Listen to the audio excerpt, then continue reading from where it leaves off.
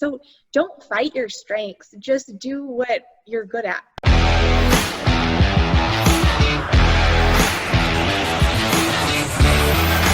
I think it's super interesting for people that work with their spouse, right? And kind of develop the idea and the business plan and the interest level with your spouse. And so I don't know all the details about this because it's kind of like when I first started with meeting you guys, it was kind of like Aaron was kind of like, more the point on some things. And it was like, well, let's loop Lauren in as well. She might, but now, so maybe talk for a minute, because I think this is interesting about how it started. And then you mentioned yesterday when we were kind of talking before the call about, and then you're like, I'm open to talk about anything, even how I had to fire Aaron from the management company. So maybe talk a little bit about, the intricacies of how it's been, and then how you had to make some decisions to, leverage each other's strengths as business partners, but also, you're married too, right? So yeah, no, it's really interesting, and we get comments on it all the time.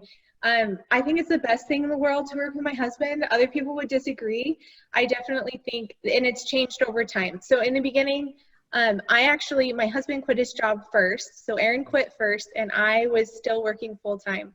But I have certain skill sets in certain things. Like, just honestly, it's just like getting those small things done. So finding the right tax guy, finding people to join the team, getting sales tax license, like all those like little annoying things. So that was kind of my role in the beginning. And then Aaron ran point on everything. Aaron met you. I mean, we were both at the meeting when we first met you. Yeah. But Aaron ran point on everything. But then when we were both full time, as we kind of developed, we said, okay, what do we like and what are our strengths?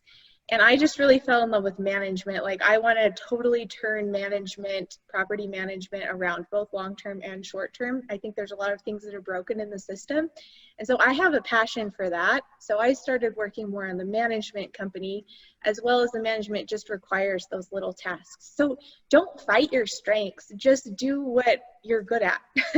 Aaron's good at being creative and talking to people, and that might not feel like as productive or this or that, but it allows him to get into these crazy deals like the Ogden one that we're going to discuss. That's not something I would ever be able to do.